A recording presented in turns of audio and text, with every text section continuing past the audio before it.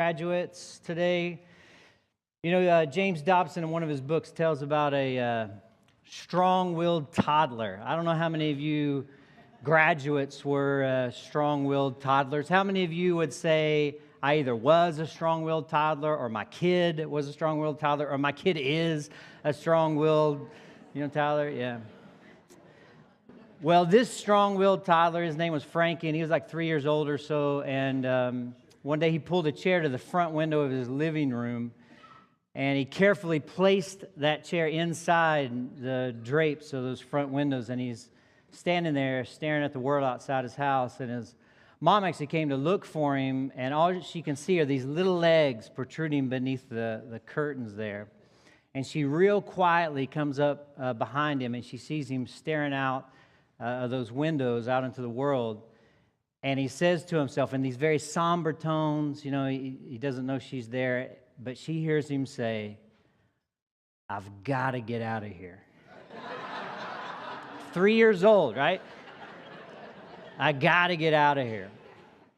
Well, that day comes in the life of every kid, hopefully a little later than 3, but hopefully not too late. Like if they haven't said it by the time they're 40 or so, that's probably not a good sign. Sometime between 3 and 40, you want that day to hit. I got to get out of here, I got to get on to the life that God has invited me into, the life as a mature, responsible adult human being.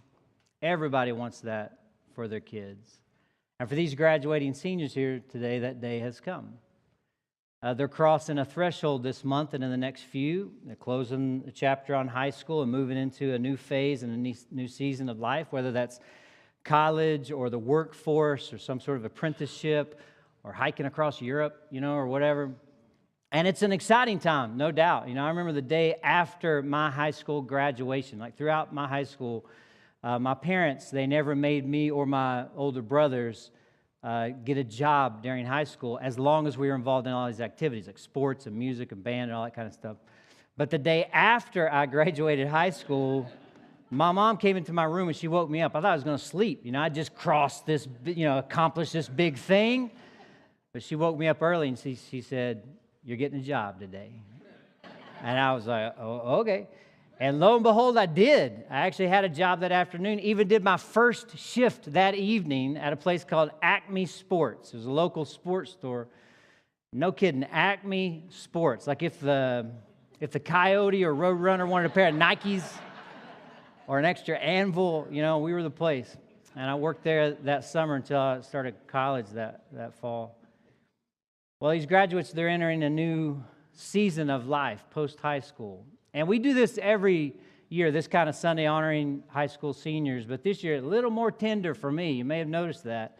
Because my own daughter, my youngest child, Elise, she is part of this group of graduates today.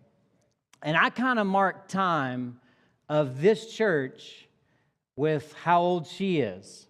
Because when she was just a baby, just a few months old, I, along with her mom, my wife Melanie, we were asked to lead the effort to start this church when she was just a few months old.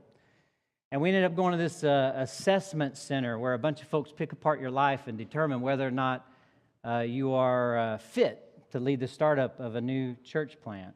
And we took her along with us because she was so young. She was nursing still. And then, they said yes to us, we said yes to them, and leading up to the launch of that church, by the time we launched CCC, she was like a year and a half old, not even a year and a half old. And so many significant moments in her life have had ties to this church, for sure. I mean, launching it, when she was just a baby. I remember her baptism. It was actually at the other building that we had before we moved over here, before we purchased this space here, 8094 Sandpiper Circle. It was a little basement house party we would have in there all the time. And she was baptized in June of that year during CCC at the movies, I remember. I remember there was this time when we actually forgot her at church. As you can imagine, we travel in different cars. We have to be here at different times. I have to be here much earlier than the rest of my family. And so they went ahead and left, and I get home, and Melanie said, "Hey, where's Elise?" I'm like, "I don't know where Elise is. Why are you asking me for, And you tell me where Elise is. And so lo and behold, we turn around, trek back down to, again, this building over here. She's just a little girl. And she was in the auditorium, and one of the bands that was here was rehearsing after the service for a future week. And Brandon Underhill, who many of you might know, he's one of the sort of front men for some of the bands around here. He was singing, and she was just sitting in the back, just listening real attentively, to all that. She actually kind of had a thing for Brandon when she was younger. It's very, very interesting. I'm not kidding. When she was just a little girl, they'd be driving along in the car, and a song would come on, like a Chris Tomlin song or a David Crowder song.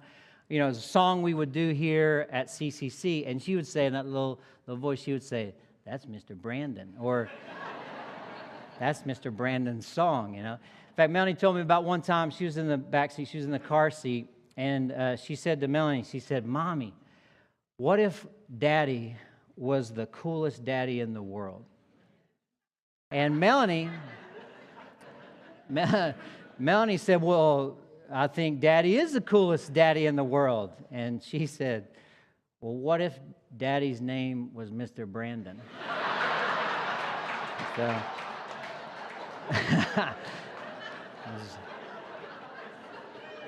I was a little below Brandon on the pecking order then.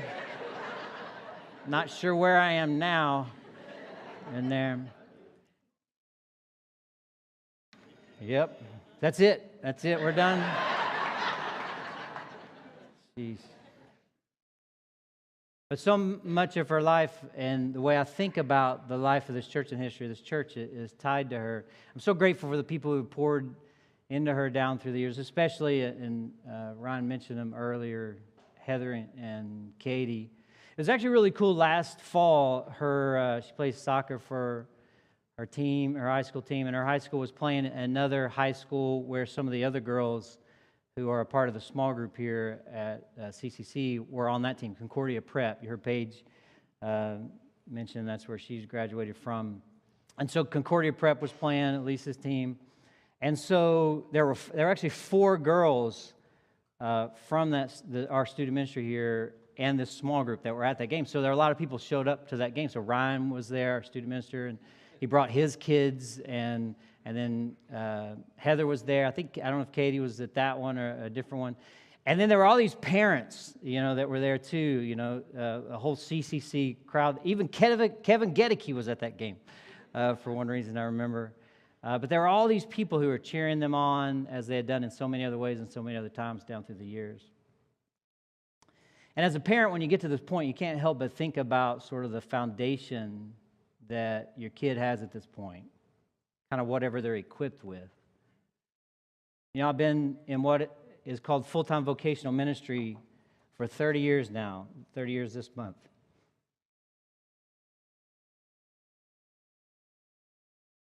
I was ordained as a minister of the gospel of Jesus Christ in May of 1993.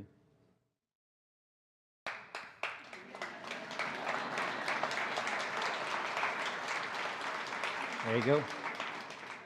And in that time, I've been afforded the opportunity to see all kinds of kids, students come and go and kind of run the gamut. Really, I feel like I've seen it all.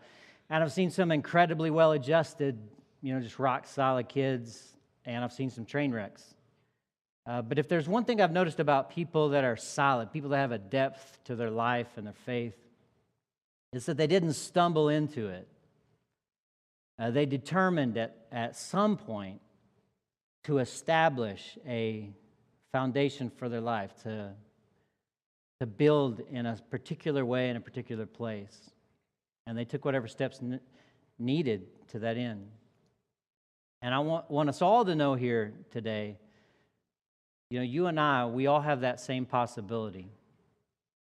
You and I have an unbelievable power that's entrusted to us. I believe that outside of God himself, the greatest and most remarkable power in this universe is the power of decision, the power of each and every person to choose.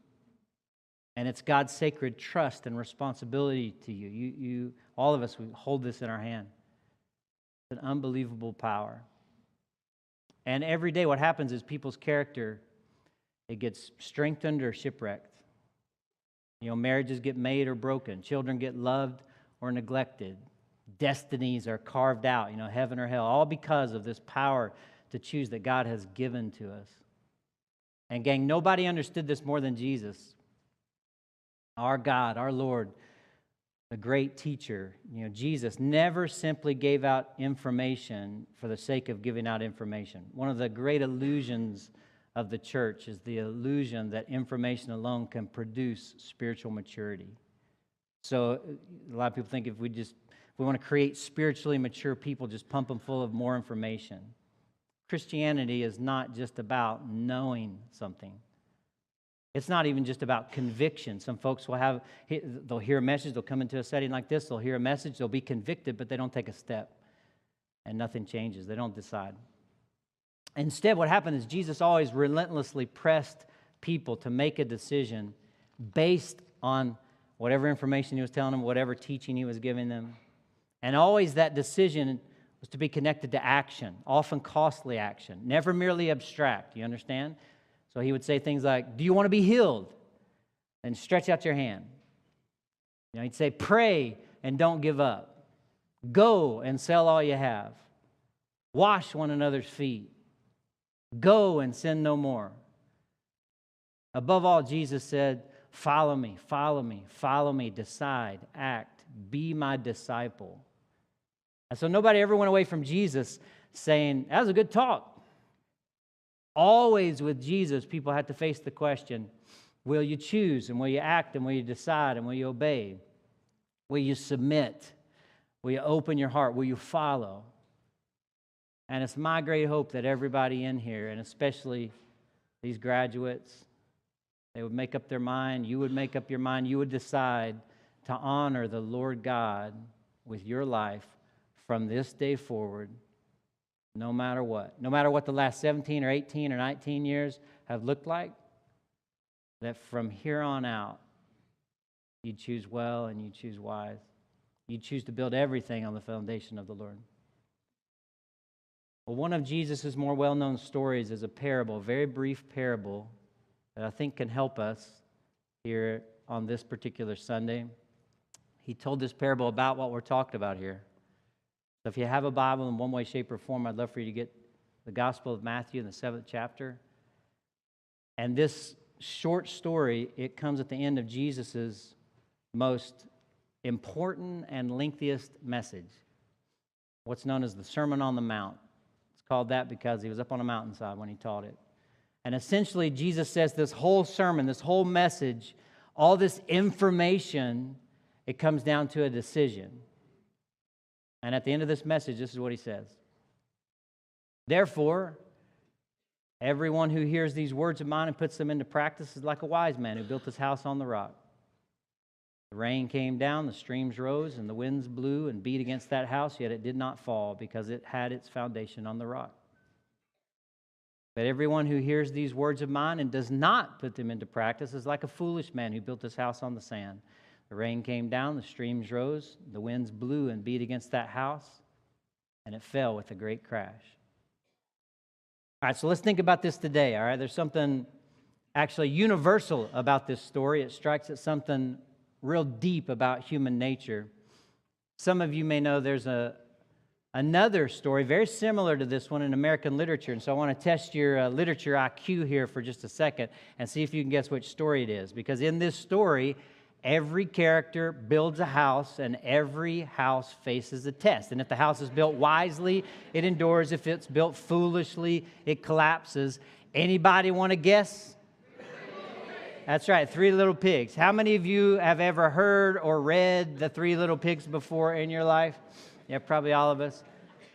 Classic children's story. Every pig builds a house. One uses straw, one uses sticks, one uses bricks, but they all build. And every pig faces the wolf. And they all hear the same knock. Little pig, let me come in. And they all respond the same way. Not by the hair of my... That's right. And in this story, whether the house survives or collapses depends on the wisdom with which it was built. It's kind of a universal story.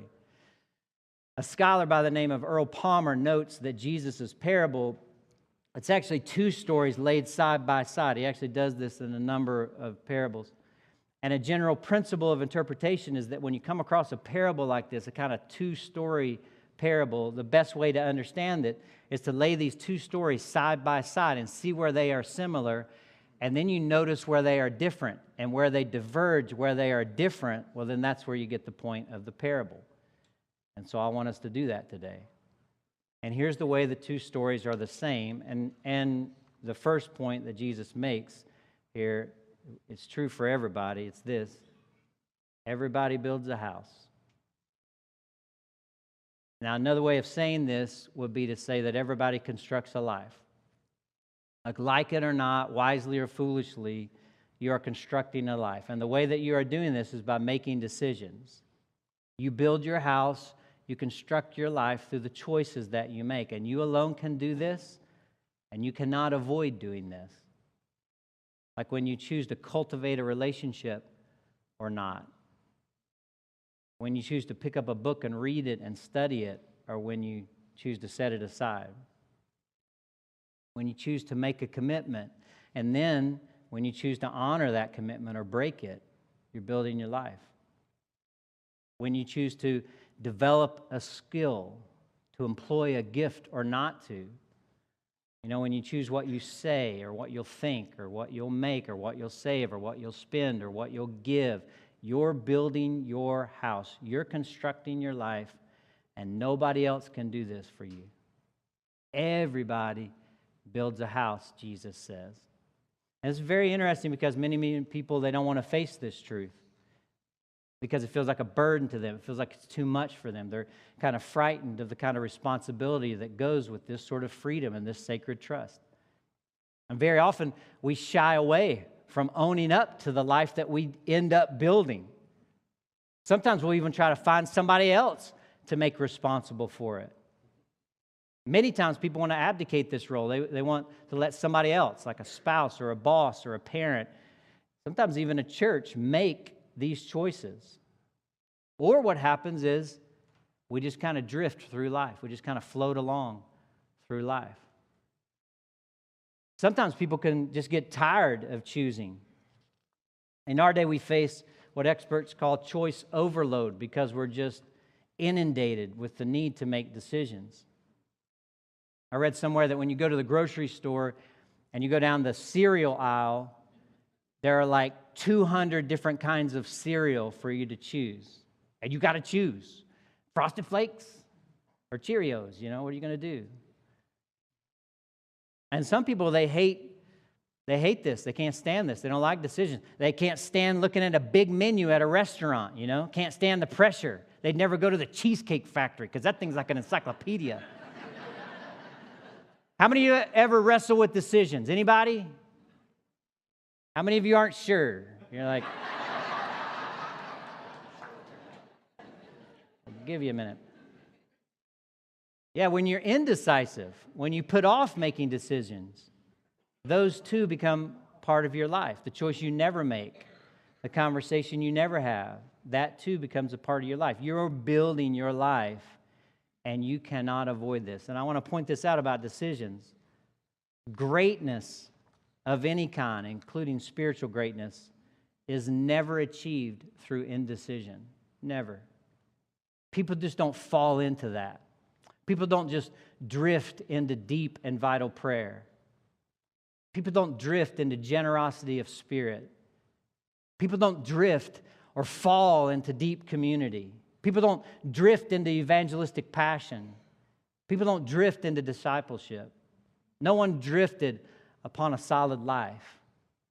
You are building your life, gang, and nobody else can or will or is building it for you. The second thing that Jesus teaches here in these parables and the way that they are similar is that everybody faces the storm. The big bad wolf comes to every little piggy's door. You know, another way of saying this is that that unpleasant circumstances, difficulties, problems, struggles, challenges, they will blow into every life. And Jesus underscores this in a very, very striking way. I want you to take a look at verse 25 again, because here's an account of the storm that comes to the first home, all right? Verse 25. The rain came down, the streams rose, and the winds blew and beat against that house. And then if you look 2 verses later at verse 27, this is an account of the storm that came to the second house. The rain came down, the streams rose, and the winds blew and beat against that house. How similar are those two accounts? They're identical. And this is no coincidence either, gang, because this is not a story about storm avoidance. Jesus does not tell about a wise man who lives where there are no storms. We have a way of thinking that circumstances make our lives, and that our lives would be good if we could just construct them someplace where there are no storms. We invest a ton of energy trying to avoid storms instead of building. Okay? This is a real deep truth. You cannot choose your storms, and they will come. So many of us think if we could just have good circumstances, then we'd have good lives, that it's really about pleasant circumstances. If I could just have more money, or be more attractive, or have the right significant other, or have a spouse, or kids, or parents, or a family who behaves the way that I want, Or if I just had status and recognition. And sometimes our prayers are mostly for these things, But circumstances do not make our lives. They do not build our homes. They don't create our existence. Storms, they just reveal what the foundation is. And that's the third point of Jesus' story. Everybody chooses a foundation. Everybody decides what they're going to build their life on. Constants in this story, right? Everybody builds a home. Everybody faces a storm. And the turning point is, what's the foundation? That's the turning point. That's where the parable diverges. What's the foundation? Think about it. What's the foundational commitment that you are actually basing all your other choices on? Not just in theory, what you say it is, but in actuality, if someone were to look at your life, at where your emotions are invested, at what you do with your time, at where your money goes, where your energy goes, all of that. We all must build our lives on something. Everybody does. And Jesus says, build your life on me, my ways, my thoughts, my words, what I have done for you, who I am, you see. It's interesting. Sometimes when I listen to people talk about what they really want to see happen in their lives, often it's sort of a soup bowl approach. You know what the soup bowl approach is to life? You look at a bowl of soup and you say, there's a lot of color in there. There's a lot of tastes. There's a lot of textures in there, There's a lot of different vegetables in there in that vegetable soup. And so some people say, they want to have a whole bowl of fine qualities and experiences. They want to have, success and wisdom and health and character and status and money. And then, almost as an afterthought, they'll say, and put a little God in that soup too. He ought to be in the midst of the soup somewhere, a little God, a little church, so that all the bases are covered and that soup comes out, really good.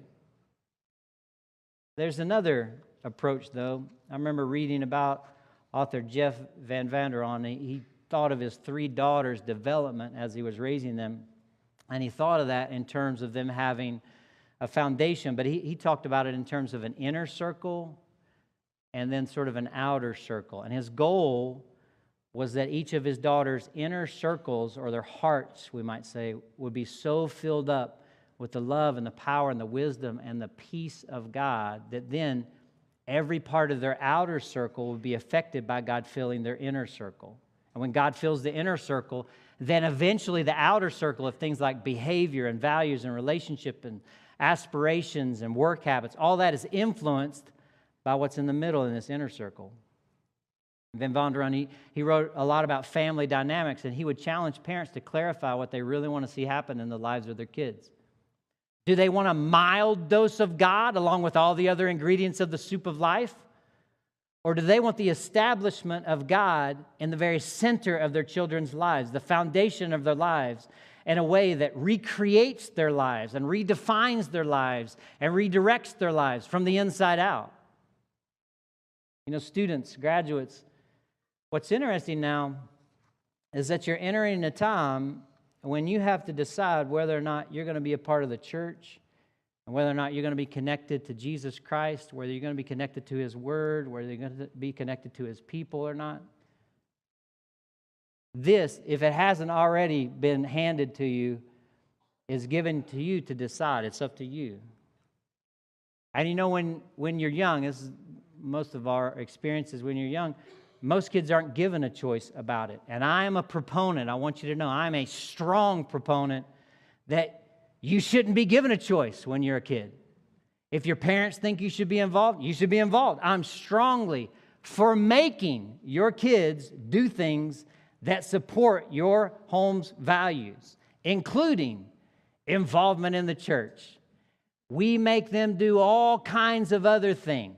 But sometimes our approach has been like, well, when it comes to, faith and God and the church and all that, you got to figure it out on your own. Don't want to force myself on you. Oh, my goodness, you force all kinds of other things on you. Why not this, the most important thing? And so I'm a proponent of saying you're going to go to children's ministry, you're going to be part of that, you're going to be part of student ministry. But now, you get to decide. And you live in a world where not everyone, and at times it seems like the great majority, do not encourage you or push you toward more faithfulness to God and more faithfulness to the church that He loves so much and more faithfulness to the Word of God. Certainly not the Lordship of Jesus Christ in every area of your life. Instead, what happens is we're steeped in things like, if you aren't already, you're steeped in things like, well, if it works for you. Or you'll hear things like this, all religions are the same, right? Or the Bible is so outdated. Come on, man. Or nobody should tell you what to do. We hear that all the time. And so you got to decide what you're going to do. So think. What is your life really based on?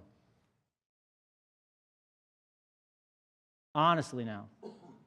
Our greater culture will try to get you to build your life on all kinds of things, the grand majority of which are sand, we might say, using the language of Jesus' parable. Build it on your sexuality, right? We're such a disaster sexually. It's flimsy. Build it on your bank account. How many dollars you got? Build it on your self-esteem. Build it on your family. Build it on your performance. Up until this point, your grades or how you've done on the field or, in the playing your instrument or, it's your performance. Build it on your feelings. You'll hear that all the time. And so what happens is we're so up and down because those things are so up and down. They're such flimsy places to build a life. Sandy, unreliable, you see. What's your life really going to be built on? Or I tell you what a lot of us do. We choose so poorly. We just choose sand. We choose easy. We choose right now. We choose the immediacy.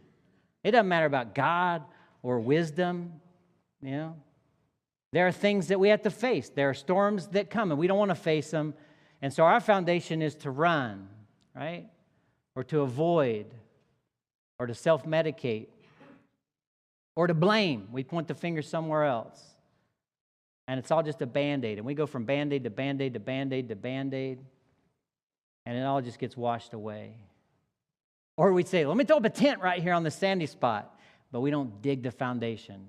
We don't build, you see. And what happens is if we don't even choose, it is just so easy just to go along with the flow around us. It's just so easy not to. It was Timothy Willard who said, when a whole society craves superficial beauty, instant gratification, and comfortable living, it's difficult not to play along with the charade. We choose so poorly. Well, Jesus, in His brilliance, he assesses the problem of the man who built on sand. And he doesn't say that this guy was deliberately wicked. He doesn't say that he was intentionally twisted. What adjectives does he use? What adjectives does Jesus use to describe the man who built on sand? Foolish, he says. You understand about this. You've seen this before. Like whenever children do something foolish, their parents will often try to lead them on a little decision exercise evaluation. Parents will ask a question, always the same question. My parents asked it of me. I've asked it of my kids. One word, 3 letters. Why? Why did you write on the wall with permanent marker? Why did you leave your bike right behind the car where it would be crumpled when I backed up? Why did you see how far you could stick the straw up your brother's nose, you know? Like, why? And kids always have the same answer. 3 words. I don't know. That's right. It's like before they were born in the final pre-birth briefing session, they're told someplace, you're going to be asked the question, why, a lot. Just stick to the standard answer. I don't know. Of course they don't know. If they were doing things for reasons, good reasons, they wouldn't have done such foolish things in the first place. If you were to ask the foolish man, why did you build your house on the sand? What do you think it would say? I don't know. It seemed like a good idea at the time. It just happened, you know. Nobody sets to build out a house on the sand. No architect says, here's a good sandy spot to build. One good storm will wash this house away. Let's put it here. It just happens, gang. No kid says to themselves, I think I'll become corrupt and deceitful when I grow up. I'll make sure no respectable person will ever want to marry me. I'll make sure the only people who hang out with me will be the kind of people that drag me down. I'll make sure to sear my conscience and cut myself off from God and His people. I'll sign up for a life of self-loathing and loneliness. Nobody chooses that. But you understand, gang, this is life.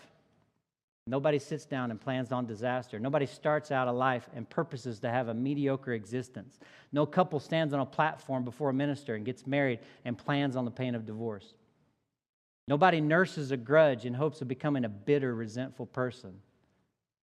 Nobody clicks into an adult website the first time for the purpose of becoming a sex addict. Nobody sits down and plans on going to hell. It just happens. And so I don't know how to say this tenderly or seriously enough, but some of you are in drift mode right now in real serious ways. And you're going to end up with a mountain of regret. And if somebody were to ask you on that day, well, how did it happen? You'll say, I don't know. I don't know. I want you to know that Jesus comes to students and graduates and parents and families and sand builders and foolish little piggies. And He says, you can choose again, and you can choose better, and you can choose nobler, and you can choose wiser, and you can choose deeper, and you can choose right now, today. And He says, I'll forgive you, and I'll teach you, and I'll guide you, and I'll go with you, and I'll partner with you, and I'll help you, and I will give you power. He will do that for you. And oh, the wondrous satisfaction of a life lived in concert with the Lord, you see. You have everything you need, gang, to start building your life on the only foundation that will ever last, on Jesus Christ Himself. And He has entrusted this to you. See? He believes in you. Isn't that incredible? The God of the universe believes in you. And so choose well. Choose well. There's a great song. We actually sing a version of it around here. We're actually going to sing it here at the end of our service together. But it was originally written by a guy by the name of Edward Mote in 1834. And he basically grew up on the streets of London. His parents owned a pub in London, and they were so preoccupied and consumed with that he basically raised himself. He ran around the streets of London. He never even had heard about God until he was 18. And then he heard about Jesus, and he heard about the gospel. And at 18 years old, same age as most of you, he became a Christian. And he started building his life on the foundation, the only one that lasts. He actually was a carpenter, and then when he was 55 years old, he became a minister at a small little church, and they said he never missed a Sunday for 25 years. He faithfully served the Lord that way. And he wrote this song, great song, tremendous lyrics. It says like this: my hope is built on nothing less than Jesus' blood and righteousness. I dare not trust the sweetest frame, but wholly lean on Jesus' name. On Christ the solid rock I stand. All other ground is sinking sand. All other ground is sinking sand. And that, my friends, is very, very true. So we're going to commemorate the very thing we